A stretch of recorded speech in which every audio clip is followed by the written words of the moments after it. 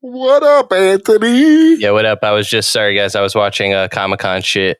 We're trying to. That's what my roommate's doing right now.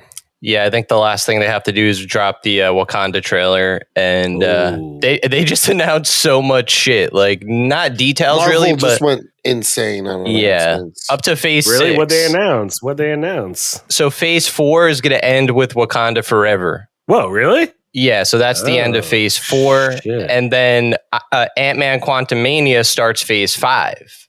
Oh. And then the start of Phase 6 is going to start with Fantastic Four and then end with Infinity War and Endgame like movies. It's going to be the Avengers Kang Dynasty, followed by Avengers Secret Wars, which of course everyone predicted. Yeah. So that's like 2025. That's like in the future, but yeah. Still though, that's pretty insane now. I know. Yeah. Right? They talked about all kinds of random shit. MODOK is going to be in Ant-Man. Yeah. Oh, really? Yep. Yeah. Whoa. Bill Murray's going to be in Ant-Man. Is he MODOK? No, I don't think so. Isn't Jim Carrey a live-action MODOK? I thought. I remember hearing a rumor like that. Yeah, you're right. I remember years ago, like a year ago, there was a rumor of that. I also heard a rumor that the dude that plays Yellow Jacket is gonna, like, Yellow Jacket basically becomes MODOK because he got trapped there and it mutated him or something. I don't know if that's true. What's his name? He was in Batman. Yeah, what is that dude's name? No, he wasn't in Batman. Yeah, he was. He was the district attorney. No. Oh, you're confusing two different bald actors. Wow. No. Yes, you are. Yellow Jacket is not the district attorney. They were both in House of Cards. Corey Stoll is the guy's name. Yeah, that's Corey not Stoll. the district attorney in Batman. Don't believe me. Google it. Yes, right it now. is. No, it's not. Why are you not believing me? Is it Anthony? No. I'm looking it up and I think Skarsgård is the guy's last name. Peter Skarsgård is the district attorney in the Batman. I'm not seeing him in what Batman movie? The Batman new one. that Yeah, just the new came- one. Oh yeah, Batman. no, he definitely wasn't in that one. Yeah. I don't know why you guys argue with me. I have to clap back sometimes. Dude, I thought for sure it was the same person. No, they're just two bald actors. Yeah, man. Bald people have different faces. You're racist towards bald people. Yeah, Cody. man. What the fuck? Sorry, Anthony. Sorry, Anthony. Literally had nothing to do with Anthony. You're like, I'm really sorry, Anthony.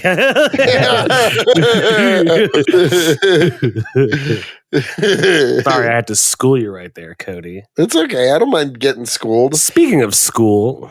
Hey,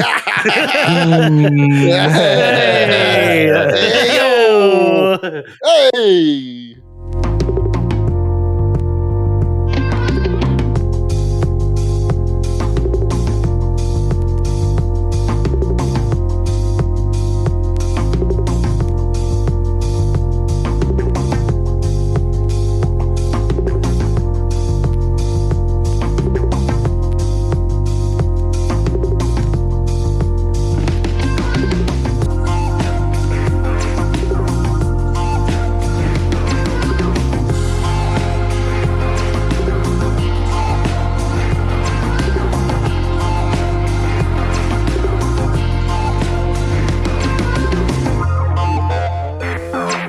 Reminds me of today's episode. Once again, episode 3 in Sopranos Summer. We're Comics and Chronic. It's Anthony. It's Cody. It's Jake. It's Tony Soprano. It's that bitch ass Noah, the boyfriend. Fucking Noah. I hate that dude. I feel like this is one of those episodes where Tony kind of takes the back seat to everybody, to the rest of the cast. Mm-hmm. Yeah, so I chose it because it's a very heavy Ralph episode. Yeah. And it focuses on this poor girl who is only in it for this episode, and that's it. Tracee, yeah. Tracee. Yep. It's a very like Meadow-centric and Ralph-centric episode. Yeah, it was weird. I'm watching and I'm like, we're doing season 3 and Jake didn't pick Pine Barrens. Because Pine Barrens is too easy. It is the most notable. It is. It's the most notable episode of the season. It is the best episode of the season. Yeah. It's honestly probably of the series. Exactly. It's one of the best episodes of the series. Like, seriously. And that's the reason I didn't want to do it. Because, like, dude, me and my brother, we talk Pine Barrens to death. I would love to, like, I'd be down to actually talk Pine Barrens one day. But because it's so, like, stands out, I was like, nah, let's do something a little different. And, I'm a huge Ralph Ciffaretto fan. because he's just a fucking Really? Oh, you love him, Oh, really? dude, he's a Psychopath. psychopath. He's a scumbag. I mean, Yeah, I Joe hate that Pantaliano dude. kills it as Ralph. Yeah, he's great as Ralph. He's great. Yeah, he's a madman. I was in a what's that app that came out during the pandemic and has for sure since Clubhouse? Remember that? Oh app? yeah, Clubhouse. Dude, Yeah, I was in a Clubhouse with Joe Pantaliano and he was talking and he was really cool and like he's a big like theater nerd and whatnot. What else has he been? He's been in all kinds of stuff. He's I the know. he's the lieutenant in Bad Boys. Okay, yeah. he's Ben Urich and He's Ben Affleck's Urich in Daredevil, which is how I know him. well, like everything that he plays is That's not like insane. Ralph Ciffaretto. No, Oh, Ralph no, was, definitely not. I remember when I watched it, I was like, holy shit, this is not this guy's cup of tea. Oh yeah, no, but he kills it as like a fucking Ralph is just like unstable as fuck. Oh yeah. And he's a made man, so he's he's got that like confidence that he's like protected behind him. I mean, Yeah. yeah. Oh, did we say he was Cypher in the Matrix? Did we forget about that one? Ooh. You're right. And he's great in that because I love that scene when he's eating the steak and he's like, I know this isn't real, but it tastes so good. I know it's Yeah. programmed to taste good. Yeah. I feel like Cypher is the closest character to Ralphie. I agree. Definitely. But still, Ralphie is still just like a step above. He's a coke addict. Yeah. He's- Would you say he's the worst, not worst in quality, but worst as a person character in the whole series? Probably. Yeah. He's pretty low I bottom, don't man. know. I would say what's his name? Aprio might be one of the worst too. Richie Aprile? Yeah. I think Ralph's worse than Richie, to be honest. Yeah, like Richie's like the guy that will murder you most likely, but Ralph is just like a scumbag to the max. The way he treats women, the way he disrespects everybody around He's him. very disrespectful towards everybody. He's disrespectful towards the rules of the mafia. He's disrespectful towards his captain, Gigi, the one guy. Dude, I love when he goes to he comes into the back room with the bada bing where all the whores and everything, they're all having a party. And he kisses Gigi and he's like, oh, where's Tony? And he's like, oh, he's getting his dick sucked. And he goes, oh, your kid brother's here.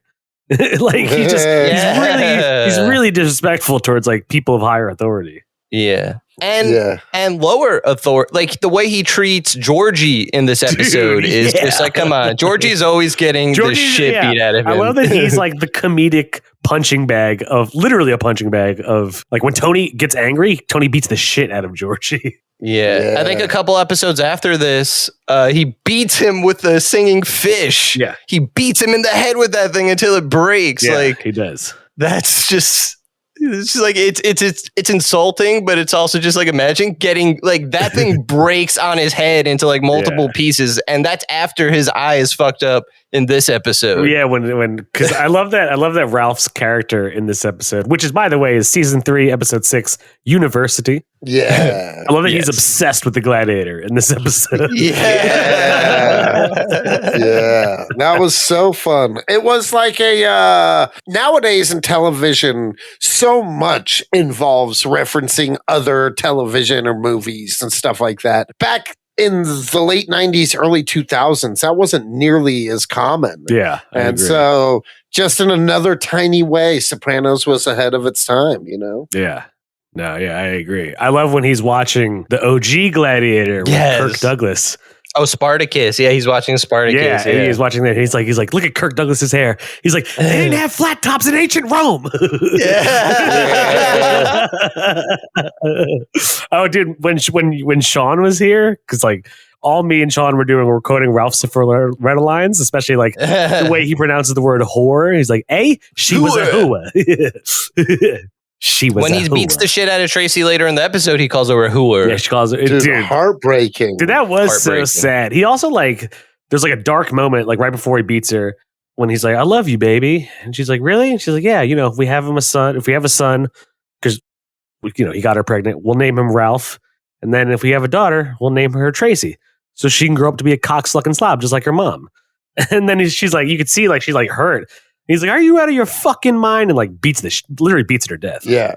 Yeah, literally. All because she basically says he's not a man. Like I mean, yeah, she undermines him in front of everybody. Yeah, dude. Yeah, but everybody else was laughing, and he couldn't take it. Yeah, exactly. Because she was right. Everyone, she was right. Yeah, dude. But yeah, poor Tracee, man. Yeah, dude. Yeah, she was a character you learned to like the whole time. She was super like almost pathetic, but like you were supposed to sympathize with her. The way she was constantly trying to get Tony's approval and help and stuff like exactly. that. You felt really empathetic towards her, but I agree with you. There was a certain degree of like patheticness there that I almost feel bad for, because it's like you could tell it's just a young girl who made all the dumbest choices you could possibly make. Yeah, like, and she couldn't ever take the hint when she's talking to Tony, like, get the fuck out of it. Like, why you even like don't interact with this guy? Like, go back to just stripping. Like, Silvio's gonna get mad, dude. The whole part you mentioned this in the last episode. Yeah,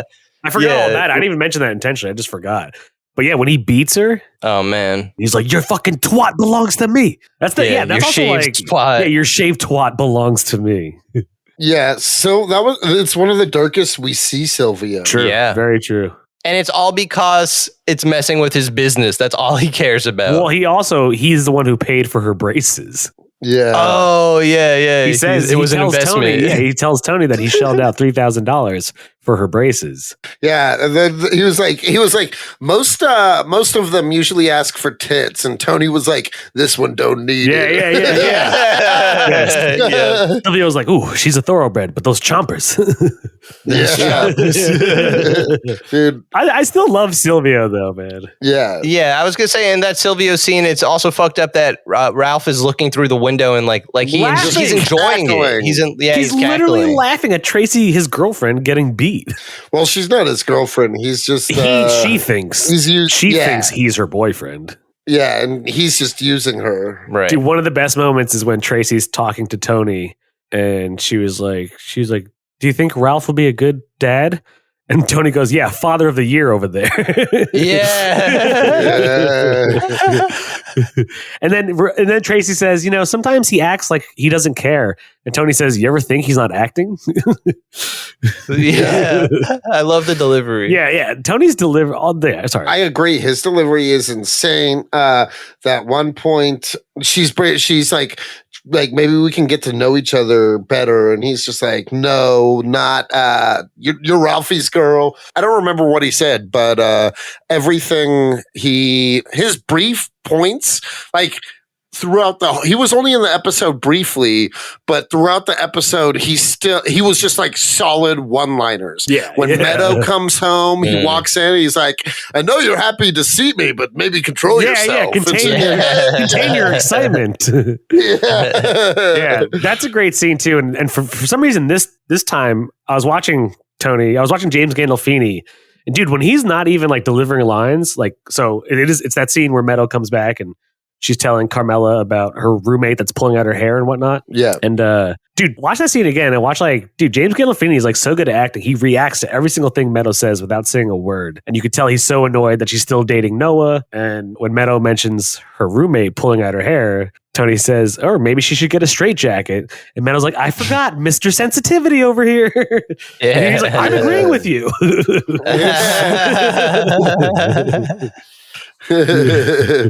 Dude, yeah, no, it was good. I like Meadow. Meadow's a really great character. She's one of the best on the show. She's also one of the few like moral human beings on the show. Yes. Yeah. As far as like central cast and main characters, she might be the most moral. Yeah, easily agreed. And also on a show, and this has nothing to do with the actual content of the show, on a show where a lot of the actors are Italian, but some of them are definitely either putting on an accent or they're not Italian and just trying to sound Italian. Meadow sounds so authentically Italian. Like she just sounds like that's how she speaks, and like that's Meadow. And like it makes her feel like a more real character to me. Like in a way, Meadow reminds me of my sister. Like AJ and Meadow could be me and my sister growing up. Like again, AJ. oh yeah, in a lot of ways, was a little shit like AJ. He is named Anthony, so yeah. Yeah, Anthony Jr. Anthony Jr., yeah. I'm named after my grandfather, so in a way, yeah. So like, shit. yeah, like, but Meadow is like, I don't find her annoying at all. Like, I find her like to be like one of the more interesting characters where the whole time you know that she knows Tony's in the mafia, but she always just drops things and he's like, oh, like you're making jokes, and she plays it off like she is like, you know, just being a smartass, but you know she knows. She has a smartass delivery, the same smartass delivery he does. Like she's her father's daughter. You know what I mean? For sure. I agree completely. Yeah. Like in this episode, when she's at dinner with what's that loser's name? Noah and her dad. That loser. Yeah, when she's at dinner with Noah and her dad, and he's asking what Tony does, and she says waste management, and he's like, oh, whatever, and she's like, a little bit of all of it. Yeah, he's like, she looks medical waste, radioactive waste, and he's like, yeah. Well, she looks at him, she looks at her boyfriend and smirks and says, environmental cleanup. Yeah. Great line. But yeah, we all hate Noah. He's just annoying. He's a little shit. Dude, like the way he talks is so condescending. Bro. He's so condescending. Yeah, dude. I would not be homies with Noah. No, definitely not. No, definitely. We don't fuck with Noah on this podcast. He's an RA, so he's basically a cop. He's a narc. He's pretty much a narc. Yeah. He's a dude, I mean, he filed a restraining order against Meadow's roommate. Yeah. Oh, yeah. He says that because remember, like, he gets a C- on his paper because the roommate distracted him so much. Mm-hmm. Yeah. Yeah. He's just a coward. Dude, I forget. Does the roommate kill herself? No. She just like, which brings you to a good point. She doesn't kill herself, but she's like pulling her hair out. She's clearly like fucked up from going from like stress from college. Yeah, stress from college and being in New York. I'm pretty sure in this episode, Noah says that she's from Oklahoma. Yeah. Or like New York is like too much for her to handle. Yeah. And no, but there's a good scene where Meadow is fed up with the roommate and she's about to leave. And she looks at the roommate's desk and there's a scalpel there that you would use in art. And Meadow takes it so as to like prevent her from possibly killing herself. Yeah. Which once again, like Meadow is a good person. Yeah, for sure. She is. And she also can handle like the darkness of the world better. Like when they're coming back from going out in this episode, they run into a homeless woman and Meadow's roommate is gonna like go up and help her because she's like, she feels so bad she can't take it. And this lady pulls down her pants and like she has newspaper up her ass. Yeah, as like a diaper basically. Yeah. And like she can't handle it, and they go back to the room and they're talking about it, and Noah's just like, yeah, she was just some homeless lady with like a newspaper up her ass. He delivers that line very funnily, actually. Yeah, that was his best line, I think, just because they're just like, what? But it's like the roommate is reacting the right way. Exactly. And they're just so blunted to like the human suffering. Well, it's the same way that like any three of us, if we were walking in New York City, saw like, damn, that's some crazy shit. But like we would just keep walking. We wouldn't be like, oh my God. Like, yeah. But even before that, it's actually right before they see the homeless woman, because they took her out for her birthday and Noah's walking. He's like, well, happy birthday to us all. That was a barrel of monkeys.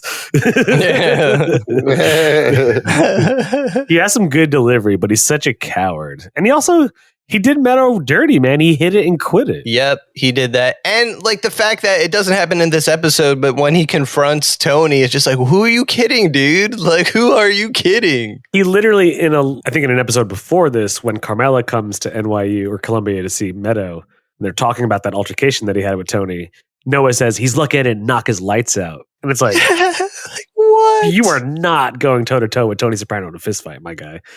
I don't know. Not even close. I don't know what world you think you're from, but that's kind of what makes me hate him even more. Exactly, that he thinks that he has the audacity to think he could do any such thing. Like, well, no, dude, even in this episode, Meadow's like, I love how sensitive you are towards, I think the roommate's name is Caitlin or whatever. And he's like, most guys wouldn't give a shit. And Noah goes, well, I'm not most guys. And it's like, shut up, dude.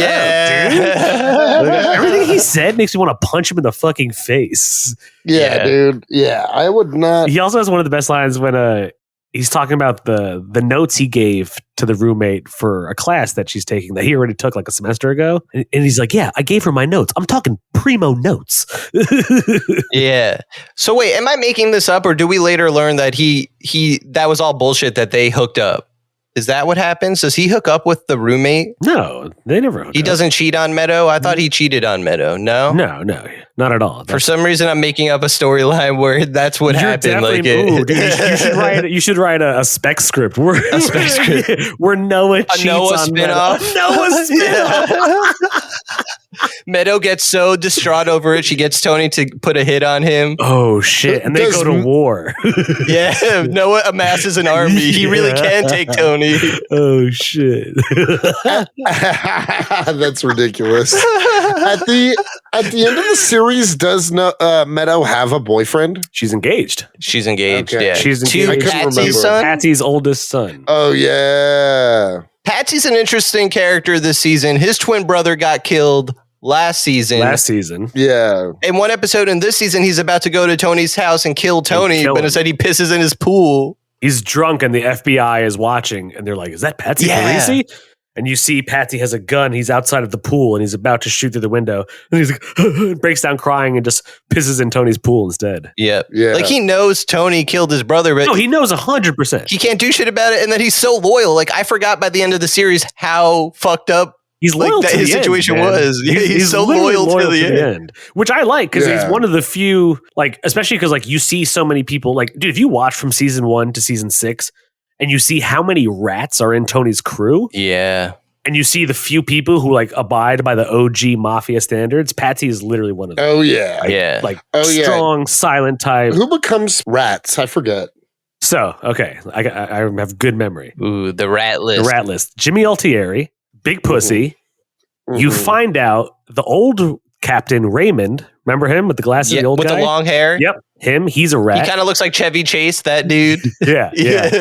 Raymond's a rat. Yeah. You find out Eugene Pontecorvo's a rat. Oh, He's yeah. the dude who in season 6 at the first episode hangs himself. Yeah. And this season, he also gets made with Christopher. Yes, exactly. They get made together. Yes, they get made together, which is cool because you don't know how long any of these people have been a rat for. Yeah. That's a good point. And it's funny when the old man Raymond, he dies in season 6, and at his funeral, Tony's talking to other New York mafia guys, and they're like, look at this. He's like, there's very few stand-up men that like abide by the old rules. And it's like, dude, he was a rat. They don't even know it. You know what I mean? Yeah. Like, it's so cool that they're Yeah. giving him praise, but the dude was a rat. Yeah, they had no clue. No clue, yeah. Tony's crew What about leaks, man. Adriana? She was a rat. Which I'm not, oh, you're right. She was a rat. I guess I didn't count it because like she's not part of the family, you know? Mm-hmm. Like she's not like an employee of Tony's. Oh, gotcha. But Just you're in right. his crew. She's a rat. Yeah, I was thinking more of Tony's crew, but you're right. She's a rat. So yeah, that's like 5 or 6 right there. Mm. So many rats. So many rats. That's crazy. Dude, I couldn't imagine being like having people I consider like my best friends. You know what I mean? And to Like rat that would on be me. like if one of you guys Ratted were on a me. rat. But But like like in- still as- every week met up to record, but like Exactly. when we're done, I'm actually diming you guys out to the FBI. Yeah, exactly. Oh, that would suck. Podcasting on Comics and Chronic is akin to being in the mafia. Exactly, Like that's yeah. how strong Yeah, our minds yeah, are. Exactly. There's only, there's Yeah. only one way out of Comics and Chronic, and that's in a box. We do this till we die. we took a blood oath before we started this podcast. Yeah. Yeah. May your soul burn in hell if you ever betray the podcast. Now rub your hands together like rub this. your hands together like this. The way he says it, like it's a serious scene, but the way he says it just sounds so like, okay, now rub your hands together. Yeah, Like, now rub your hands. Yeah, well, because You're not even do- they burn the saint of the family, yeah. And then Christopher sees the the bird, the crow. Yeah, it's definitely an omen. He should have. There's a lot of omens and dreams that wind up coming true in this show. Oh, for It's sure. a big part of Sopranos. It's funny. I was talking to our friend Booms, and he was watching the episode where Big Pussy gets killed, and that's Tony's like fever dream. That's most of the episode. Yeah. Yeah. And he was like, dude, this shit kind of sucks. And I was like, what are you talking about? I think Sopranos is one of the few shows and or like just media that the dream sequences feel like real dreams. Yeah. Like when you watch them, they feel like what a real dream feels Yeah, like. yeah, because it's Yeah, like good there's point. a lot of like it's less about like in most things they'll like create a whole world, but in dreams they're like often like very vague Yeah. and like only certain details stand out and like you'll be in recognizable places, but they're also super different and like distorted. Yeah. And you know what I mean? Yeah. And I also like in the show how they use it, like going back to that singing fish. Tony dreams of the fish and the fish talks like pussy. It's Pussy's voice. And when he sees the singing fish, it reminds him of that. And that's what sends him into a rage. Triggered. Yeah. And then at the end of the season, or maybe it's that same episode, but at Christmas, not end of the season, just at Christmas, No, you're right. he It's gets Christmas. the singing fish as a Christmas gift. Meadow gives it to And him. everyone loves it. They're laughing. Even Christopher and Polly love that shit. They have a moment with each other where That's a they're great laughing. scene, honestly. Right? Dude, I love Christopher and Polly's relationship. Oh, they have a great dynamic. Yeah. Like constant frenemies. Isn't Polly fucking with Christopher a little bit this season though? Like he's for not. Sure. But it's like it's like akin to hazing the young crew, the young crew member. Yeah. Like, you know what I mean? Like he just got made. He also kind of like he earned it, but he's also Tony's nephew. So, like we mentioned before, he gets away with a lot. Yeah. And Polly came up in the 1950s and 60s in this, which easily must have been like harder as a gangster. So, like he's putting Christopher through some shit. He's like low key hazing him. Yeah, it's crazy how many of these dudes, like in most gangster cinema, like crime cinema, you don't have like such an old cast. You know what I mean? Like by the end, Polly's an old man, and what's his name that we were just talking about as a rat? He's old, basically the entire. Yeah. Raymond's old, literally from season 1 to the end. He's old. Yeah. Uncle Junior, we watch him slip into dementia. Yeah. Well, that's the cool thing is, you're right. You see like people who are older who came up in the more like OG fashion. And then there's even a scene when Pussy's alive and he's talking to his FBI handler and he's like, half the guys coming up now are either drug addicts or psychopaths. And they're talking about like the younger crew, which actually in this episode, I don't know if you notice it, and which once again, like James Gandolfini's acting, Jackie Aprile interrupts Sunday dinner at the Sopranos house. Oh, Jackie Jr. Jackie Jr. Yeah, he interrupts and he's like, and Carmelo's like, "Oh, I'll make you a plate." And he goes, "Oh no, Dino Mazzarelli is in the car waiting for me." And she's like, "Oh, tell him to come in." And Tony goes, "Another time." And like, you could tell Tony doesn't like Dino at all. Yeah. Tony doesn't really like the younger people who try to join like the families and shit. Yeah. And I don't like Jackie Jr. and Jackie Jr.'s a piece of shit. Like I don't like Jackie Jr. Dude, that actor is from Eastchester, and like I know a few people who like knew him and they said he was like really like Jackie Jr. He seems like that's who they picked, like a guy off the street like that. That's like who he is. Yeah, and also the fact that he's from Eastchester makes me hate him even more. Because fuck Eastchester. Yeah, he's just a bro. Yeah, he's just like he's just a typical Guido bro. He was like listening to like he was like driving around in his car blasting like Better Off Alone or some shit, like some European like techno music and like for sure.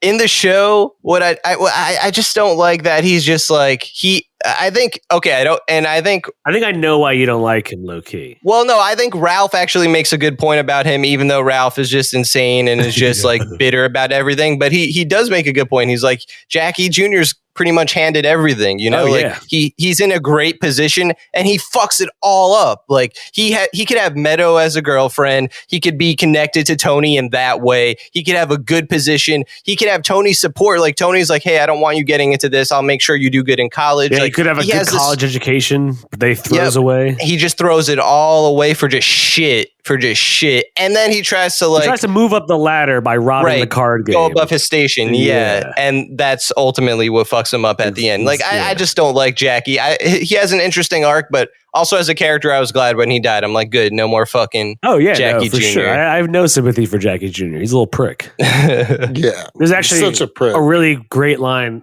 at Jackie's funeral, and Junior's talking to Tony, and they're eating dinner after the funeral. And Junior goes, "Kid was always a dumb fuck. Didn't he almost drown in 3 inches of water?" And Tony goes, "Penguin exhibit." I just love like at this kid's funeral, the disrespect. He's like, "Kid was always a dumb fuck." Yeah.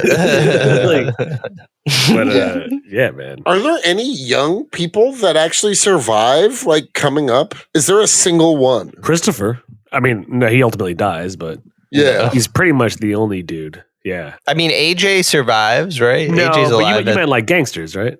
Yeah, gangsters. Oh. Yeah. Any people like that, like that are younger, Christopher's age, on the younger end of things, that try to work their way up. That does a single one of them make it? They're not big. There's that one dude who ends up shooting Phil Leotardo in the 6th season. Not a huge character at all, but like he's younger than the rest of the guys. Oh yeah, I know who you're talking about. The shorter guy. Yeah, right? has short, kind of whitish, grayish hair. Yeah. Okay. Yeah. They never really mention like what his deal is, but I guess you could assume because we've seen many Saints of Newark, and I guess they imply it that like Silvio and Paulie were young when they started, so they made it. Well, they all Paulie were. would be Silvio. Well, no, Paulie's older than them. Yeah. Oh yeah. And I'm mostly saying like when they were coming up, like in the show, and he like there's not a single young person who makes it. No, you're right, because Matthew Bevilacqua and Sean Gismonte get killed. Dino Mazzarelli gets killed after they robbed a card game. Jackie gets killed. No, you're right. No young person who aspires to be in the mafia survives. And that's why at the very end, when even though of the show, that's why Tony's crew is so small, because the kids all die off. You're right. By the end, last season, Tony's crew is, which already even throughout the series is criticized by New York as being called a glorified crew because they don't respect them as a family. Tony's crew is like at its smallest by the end, especially once Silvio and Bobby get shot. Yeah. It's a wrap. Mm-hmm. And Vito gets murked. Damn, actually, now I think about it, a lot of his crew gets murdered by the end. Yeah. Shout out to Vito. Shout out to Vito killing Jackie Jr. Yeah. Dude, he's the one that does the whack. Shout out to Ralphie in this, looking at Vito and Bobby and saying, "Hey, look, it's before and even before." It's Paulie. Paulie looks at them. And he goes, "Oh, look, it's like a weight loss. It's like a weight loss ad before and way before." And then in classic Paulie fashion, he repeats the joke to Tony. Yeah, he's like, "Hey, don't you heard what I said?" He's like, "Yeah, before and after." Dude, I also like that Georgie charges the strippers $50 at a blowjob to enter that room. What a scumbag. That's hilarious. There were a lot of strippers in there, so that's a lot of money and a lot of blowjobs. Man, that's sad. Yeah. Dude was racking them up. It's sad when Tracee dies because it's like Tony feels bad. And what a segue. Well, no, because we're talking about awesome. Like their empathy, which only extends so far because they literally wrap her in a carpet and that's it. Yeah. Like Tony says, go get a rug or something. Yeah. So it's like this girl who we actually know from this episode literally has a son. Yeah. And she's pregnant. And she's pregnant. Ralph You're right. kills her. Yeah. So it's like, dude, she's girl just got thrown away like garbage. So here's a moment with Tony where we're talking about Tony's a monster. Yeah. But here's a moment where, do you think, because we see throughout the whole episode the way Tony treats Tracee. He doesn't necessarily disrespect her, but he's just like, get away from me, like, good for you. Like, he's not being a straight up asshole, but he's not intentionally causing her harm. Like, do you think he's just more mad at Ralph for the way he treated this like poor young girl? Or do you think if it was any other stripper, Tony would have given a shit? I guess is my question. No. I think right? It doesn't feel that way. Pregnant girl. Yeah, it's because she was young, and he has a daughter close to her age, and she was pregnant. And I think it proves Tony cares. I guess that's what I'm trying to say. I think that definitely proves that. Tracee, but like it was like very important because this is what like really begins the tension between Tony and Ralphie. Yeah, because he punches Ralphie. And you're not supposed Ralphie's to lay your hands on a main guy. Yeah. Even if he is the boss, like that's not something you do. Yeah, that's dude. And nobody else gets it. Paulie's like, he had it coming a mile away, and he's like, and Tony's like, yeah, this poor girl, and Paulie's like, oh yeah, that too.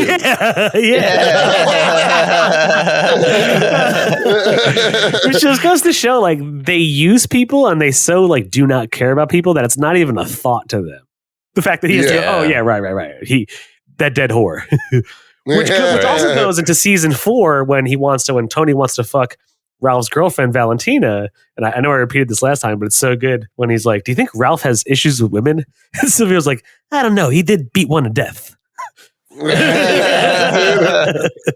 probably reading the newspaper while he says that. Yeah, exactly. And that's I don't know, man. The show is like, they feel like real people.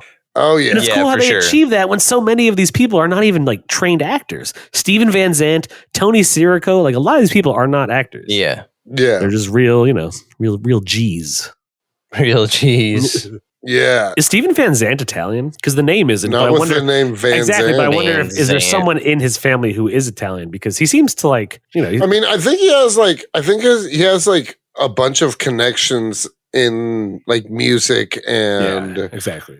Oh Also, no, like, his what I mean. Van Zandt is just like his stage name. His real last name is Oh. Lento. So Steve Oh, Lento. that's That's Italian Yeah, for sure. That's definitely Italian. My music teacher in middle school was named Mr. Lento. So fuck that guy. Yeah. Oh, are we gonna put out a hit? yeah, let's murk this Ooh, dude. should we put out a hit on Mr. Lento? Yeah. I mean, what did he do that you hated him so Yeah. much? He was just a mean teacher. Like he just didn't give a fuck. And like it was music class, but I remember half the time we were watching like some shitty old movie. Like I think he made us watch The Country Bears once. Like, yeah, put a hit on him just for that. For making me Dude. watch The Country Bears. Get the fuck out of here. Nobody forces a member of this podcast to Hell watch no. the Country Oh, Bears. no. Country Bears, Oh. get out of here. Hey T, you heard there's a new movie. It's about some bears. They moved to the country. You heard the shit? The Country Bears don't have flat tops.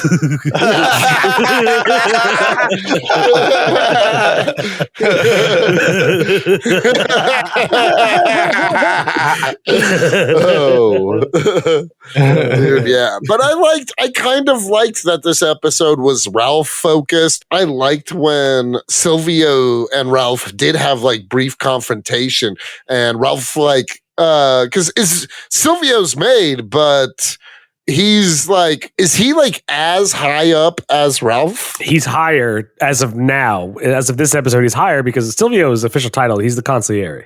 Okay. They're Yeah, both, so wouldn't they're that both- mean he's Tony's right hand man? Yes. So he's Tony's advisor. They're both made.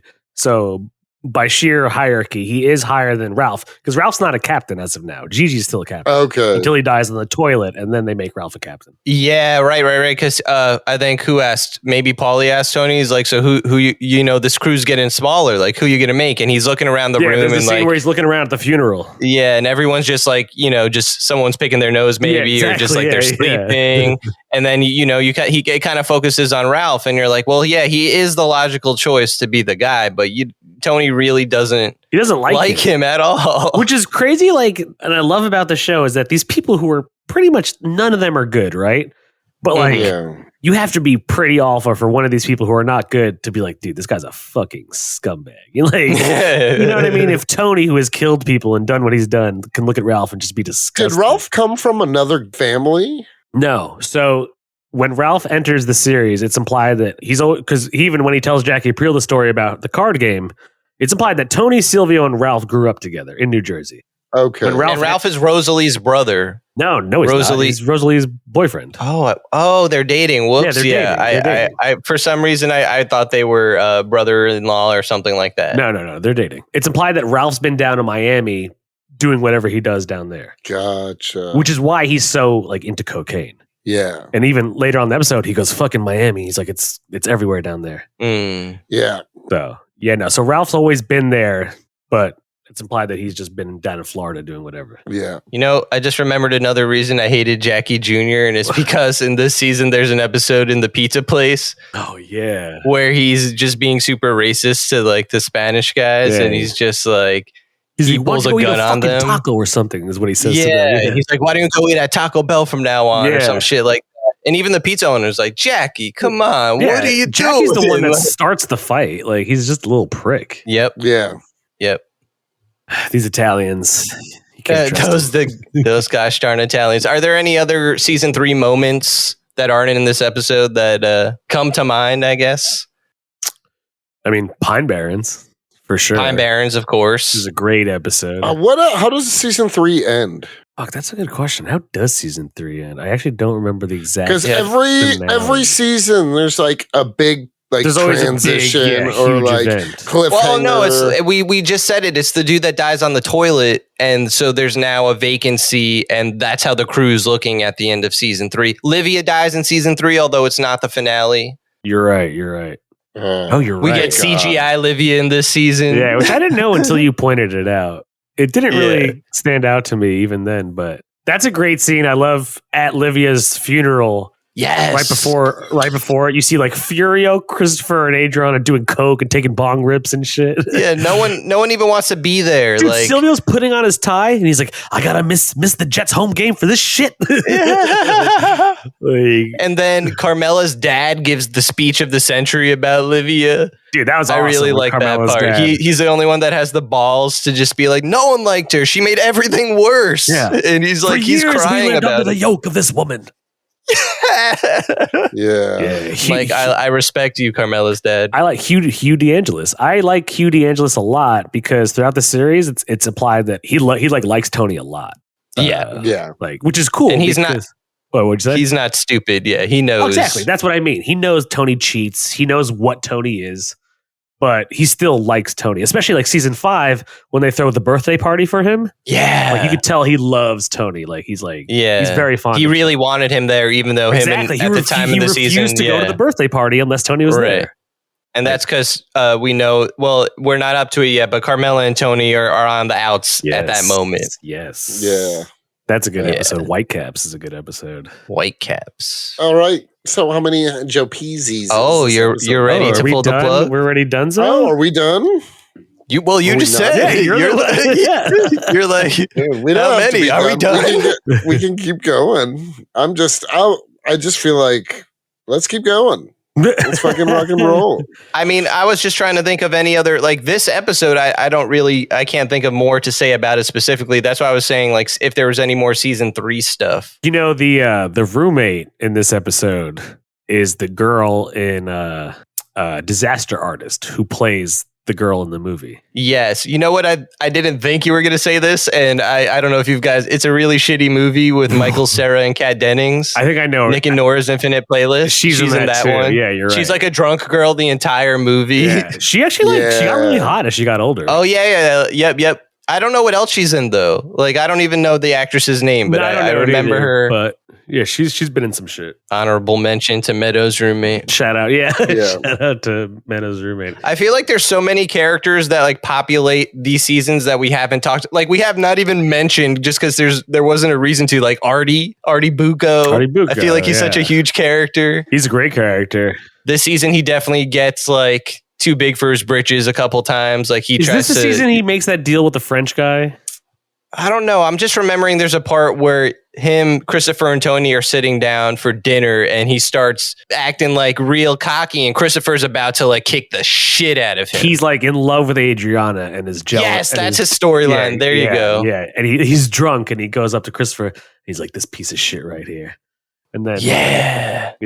And then like Christopher, like you could tell he's about to fucking murder him and Tony has to like calm them both down. Yeah, dude. Artie, I like that Artie because he grew up with Tony and everything, that he's like practically protected. You know what I mean? Absolutely. I agree. I like that too. Artie is, in my humble opinion, Artie is actually, to me, Tony Soprano's like only last tether to humanity, because throughout the series, Tony shows Artie the most empathy and sympathy, and it stretches Tony's empathy to the absolute limit, though. Absolute. Artie is literally untouchable. Even in season 6, when Benny Fazio does the credit card scam at Artie's restaurant, Tony tells Benny, he's like, you don't shit where you eat, and you really don't shit where I eat. Yeah. I think something big that happens with Artie this season, though, is I think before Olivia dies, he's about to there's tell a moment. Everyone at the funeral that Tony's the one who burned down the restaurant.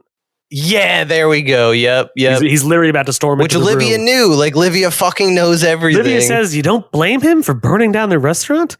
And Artie's like, what? Like, yeah. Dude, Livia's one of those people. She was like she's terrible. She's awful. Yeah. But she had a lot more power than it would appear, just because she knew everything and she would just purposefully, constantly only release certain information. Like in the last season, I think it was when she tells Junior that Tony's seeing a shrink. Yeah. You know what I mean? Yeah, And AJ tells her that. Yeah. AJ tells her that, and then she tells Junior. Yeah, and so she's like, because of this, she's almost like powerful in the sense that she's almost like an information broker. Like, you know what I mean? Like she is moving things a lot more than you would think. Well, so no, you're absolutely right. And Tony even says in the first season, right before his failed attempt to try and kill Livia, he goes, I forget the exact wording of it, but he's like, Dad was the gangster, but if you were born a man, oof, you would be the one. Yeah. Because Livia, like, she's a master manipulator. Yeah. She even, like, Tony even says that, like, she played Junior. Yeah. Like, she's the one pulling the strings low key. Also, once again, toxic motherhood, dog. Toxic maternity. It's everywhere. Everywhere, dude. That's what makes for great art, is when you have a toxic mom. Toxic mother. Well, for sure. I feel like if David Chase didn't have a toxic mom, Sopranos wouldn't exist. Oh, for sure. I agree. 100%. You know what I also like is that Carmela's mom is Melfi's mom in Goodfellas. Yes. Yeah. Yep. Oh, man. Melfi has the most fucked up moment in this season, I think. So I was torn between picking that episode. What happens again? She gets raped. Yeah. Oh. Yeah, that's a tough episode. It's a tough episode, but it's also great. Yeah, it's so great because like you want her to tell Tony, and she has that moment where you think she's about to tell Tony because you know if she tells Tony, Tony's going to do something about it. Tony loves her. He will kill that guy for sure. Yep. Yeah. And she chooses not to because that's how good she is. She's just like she even when she's talking to her therapist about the rape, and she implies that she could tell Tony, and he's like, no, you can't do that. And he's like, don't worry, Elliot, I'm not going to breach the social contract. But that's not to say there's not a certain satisfaction in knowing that I can squash him like a bug. Yeah. Like that's a great line because like it's like, yeah, Melfi, like you want her to tell Tony. Right. Yeah, it's crazy because with both Melfi and Meadow, characters who are arguably the only moral ones in the show, you love the bad guys so much that like at different points throughout the show, you're almost rooting for the good guys to be bad. Yeah, exactly.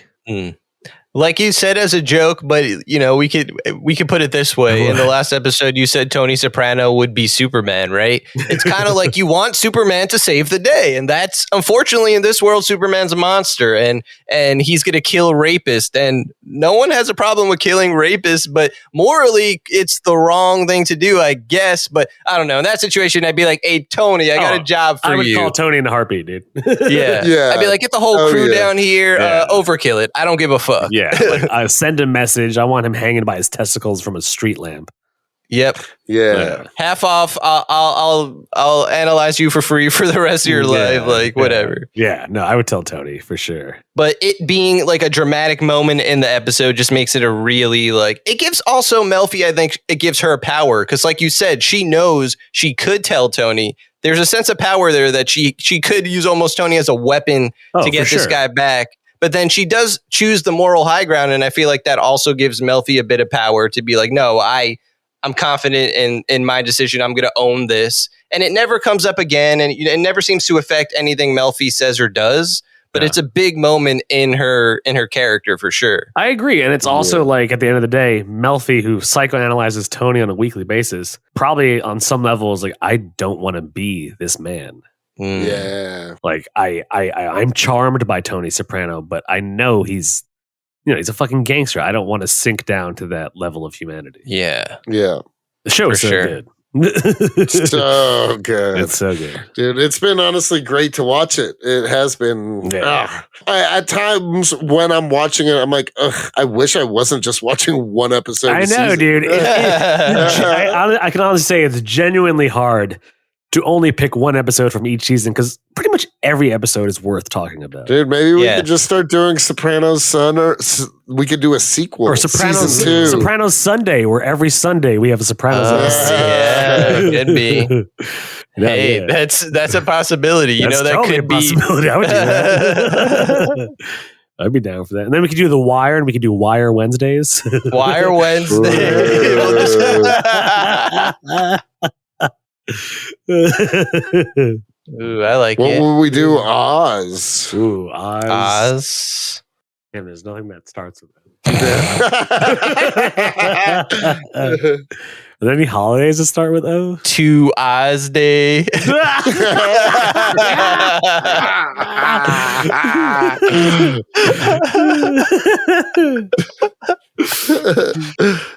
yeah. That's it, Anthony. You found it. 2 Oz Day. Yeah, forget Comics and Chronic. 2 Oz Day. Oh, man. All right, how many? I think now I'm confident in saying how many Joe Pesci's. All right, you guys go first. I want to hear what you guys say. I'm not going to give this episode a 6. Ooh, okay. Ooh, then go first because I want to hear that. Yeah.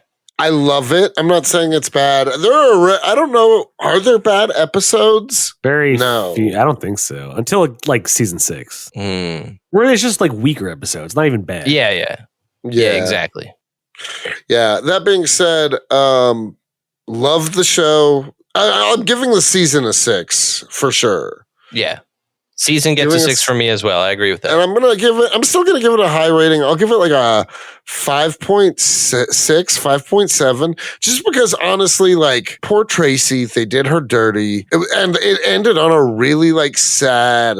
Like, dude, that's a pregnant woman. Like, and I know that's realistically like how like that shit probably happened, but God damn, was it bleak? And I just like, I don't know. So like mostly just like, it was a dark, sad, like kind of a bitter episode, you know? Also, the episode ends with the strippers talking. And one of them's like, what happened to Tracee? And one of them says, I heard she went out with Ralph and never came back. And then the other stripper says, like, word of advice, keep what you hear to yourself. Yeah. So it's like all these strippers low-key live under the fear of being murdered. Yeah. That's how life is at the Bada Bing. Hey, it's the Bada Bing. Yeah. One day you're giving a man a lap dance. The next day you're getting your head bished. Who owned the Bada Bing? It's Silvio's club. Yeah, it's Silvio. Okay. It's Silvio's That's club. why he's mad when Tracee's not coming to work. He's like, you're costing me $3,000 a day. Yeah.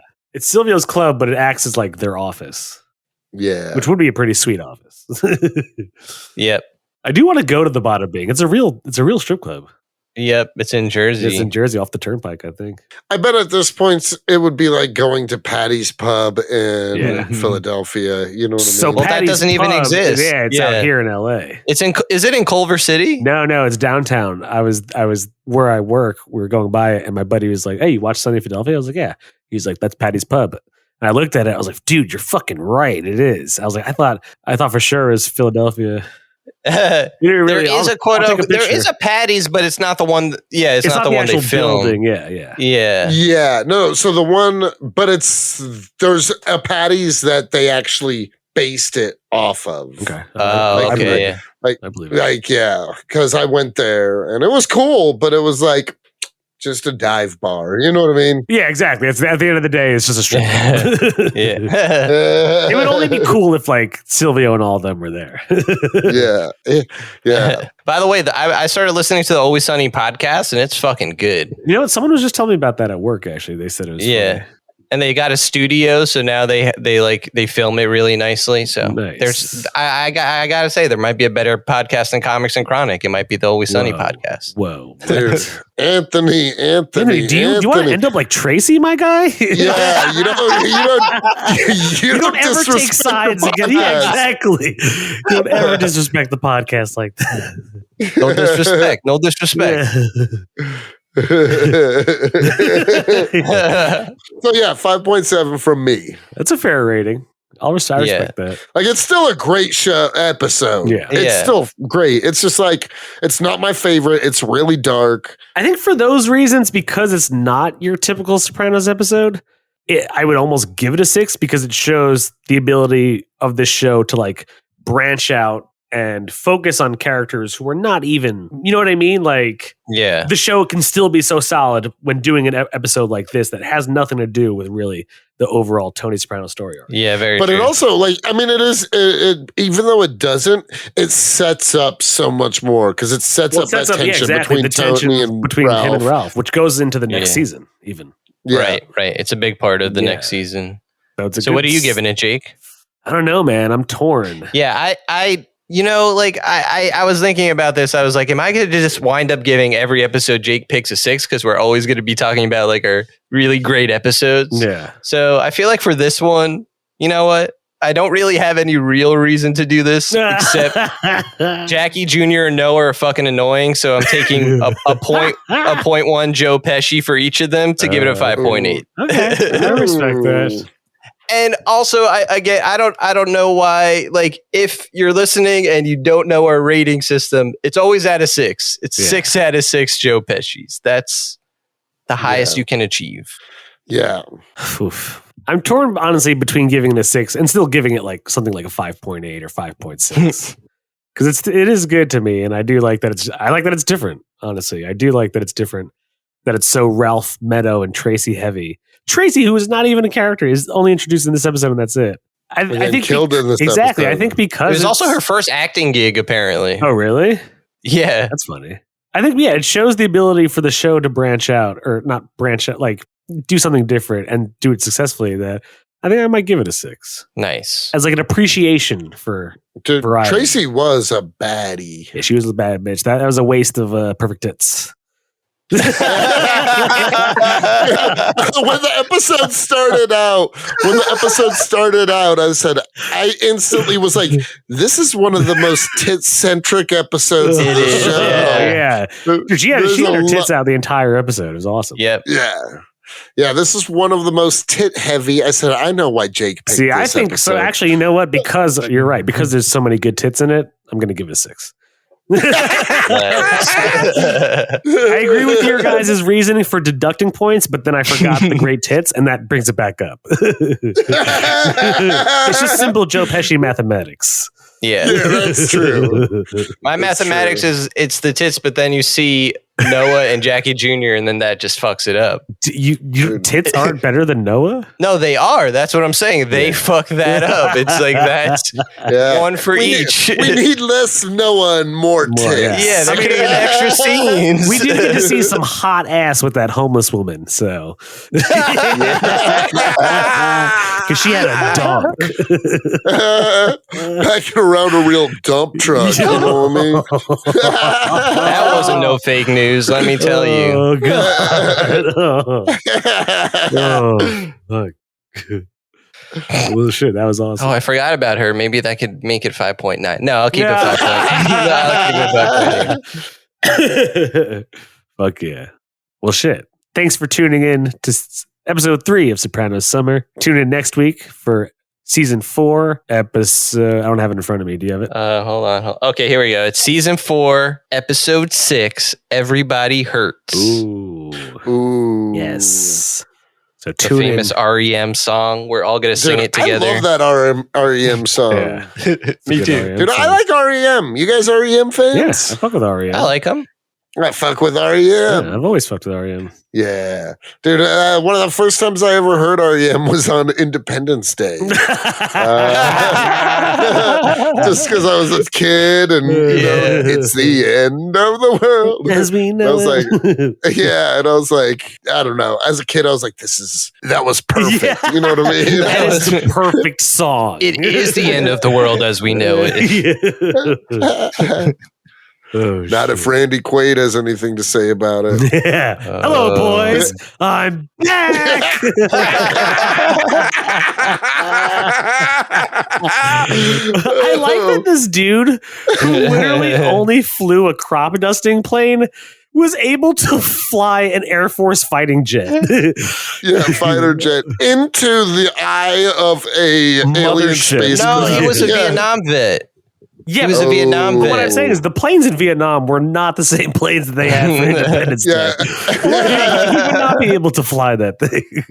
Yeah, and like capably battle Yeah. like in a dogfight. That's true. He's literally having a alien dogfight the whole time. Oh, but I bet you would have believed it if it was Dennis Quaid flying that plane, wouldn't you? Ooh. You goddamn bet. Dude, who do you think would win a fight? Dennis Quaid, Randy Quaid, or who's the son that plays Oh, Huey? Jack Quaid, Jack Huey Quaid, from The Boys, yeah. In a fight? In a fight. Fist fight. Right. Okay, we got to do, I mean, at their prime, all of their prime. Okay, all of their prime? Oof. I might choose Dennis. Yeah, Dennis. Dude, Randy seems like he's crazy. Yeah, he's crazy. He's unpredictable. You're right. I agree with that. Randy's the kind of guy that would convince Jack to murder his father and then murder Jack. You know what I mean? Damn. Battle of the Quades. Dude, do you think the Quades can go against the Sopranos? Ooh, family against family. Family against family. Ooh, all I'm saying is they probably put up a better Jack Quaid versus what's the kid that plays Anthony Jr.? What's the actor's name? Robert Eiler versus Jack Quaid. I think Jack Quaid would win. Don't count our boy Robert out. Bobby Eiler. Fuck AJ. I don't like AJ. Yeah, dude. I'm not going to defend AJ. Yeah. Why not? That's defending you. You're AJ. Okay, here are the best battles for that, in my opinion. I say Jack is fighting Christopher for sure. Yeah, Ooh, okay. Jack against Christopher. Randy against Ralphie. Oh, Ralphie? Oh, I was thinking Paulie. Okay, Ralphie. Yeah. I was just because they're both the craziest. Paulie's also crazy though. He's just not like sick like Ralph is, but he's crazy. Okay, then let's do Paulie. We could do both. It could be a tag team. It could be like the Road Dogg, Jesse James, and Billy Gunn. It's Ralphie and Paulie in there. Yeah. And then Dennis against Tony. Yeah. Oof. Tony's so much bigger than Dennis Quaid though. Yeah. Tony's folding Dennis like a chair. You know what I mean?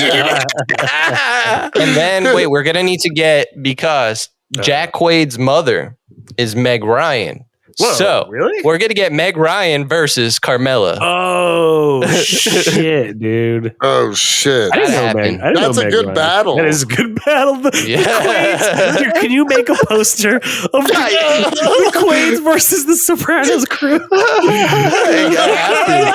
Quaid's versus Sopranos is happening. Quaid's versus Sopranos, yes. Oh, God. Dude, okay, so who wins these fights? I think Tony folds Dennis. Folds Dennis. Meg Ryan versus Carmela? I'm giving it to Meg Ryan. Really? I'm giving it to Meg Ryan. Why Meg Ryan? Come on, respect Meg Ryan. We got Put some respect on Meg Ryan's name.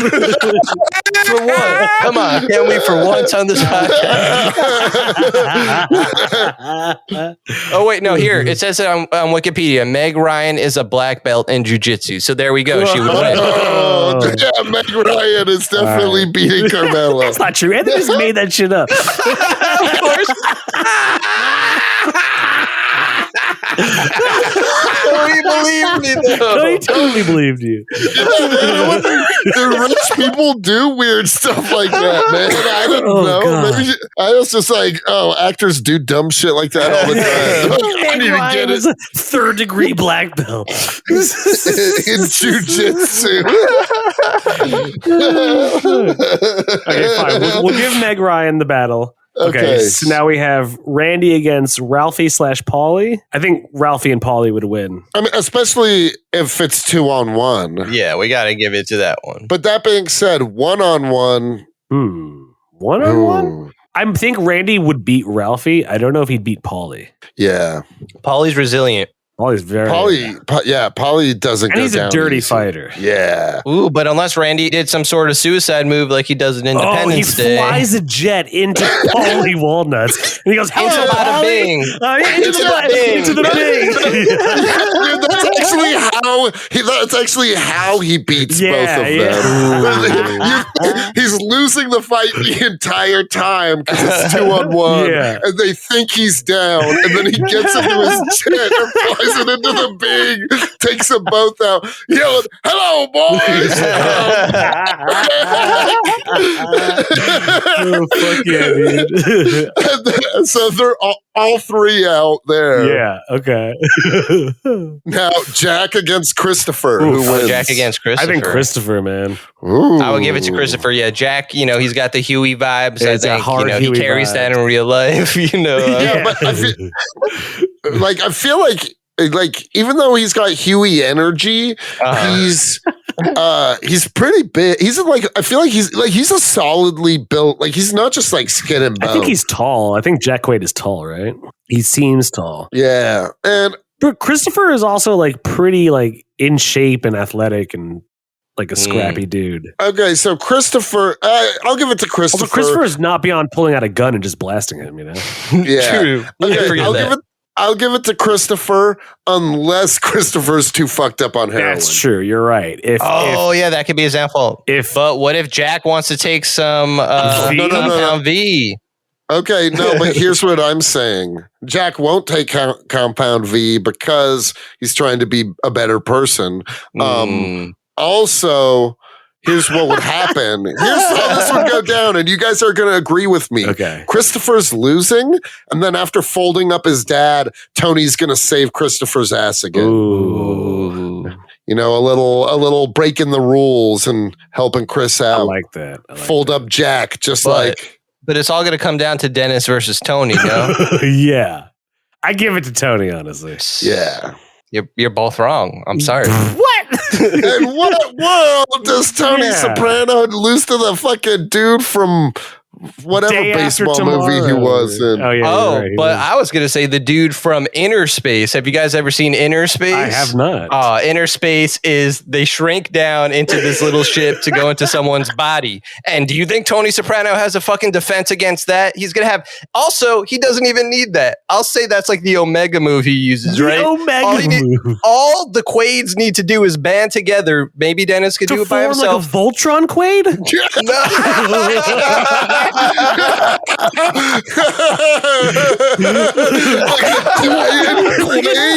Quadetron? Oh shit.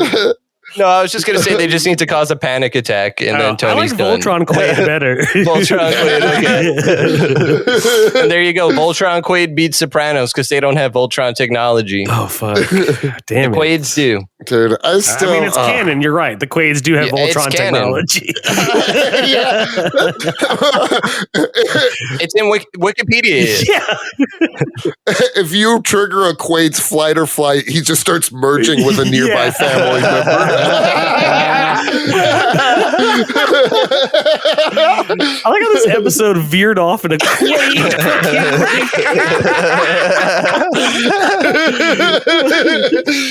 We were ready to end it. We just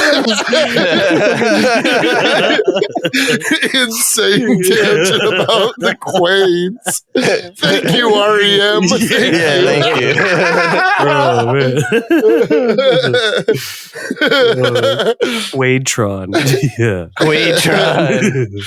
Dude, this is the closest we've had to like a end credits scene. Yeah, right. Oh shit! Yeah, like in the post credits, you see the Quades form together.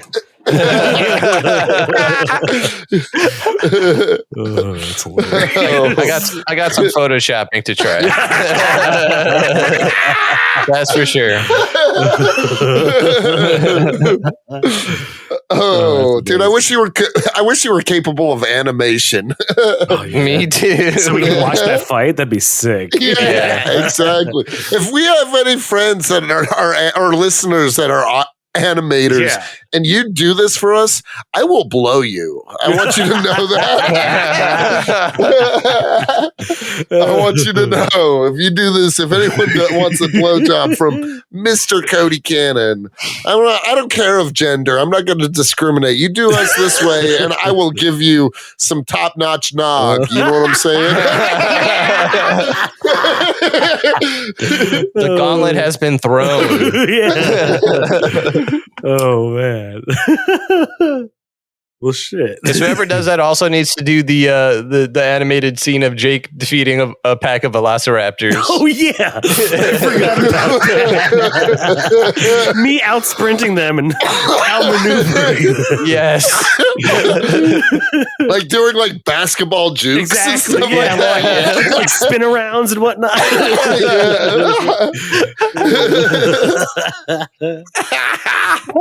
Oh man.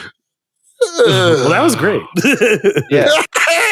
Thanks for listening, guys. You're welcome. Yeah.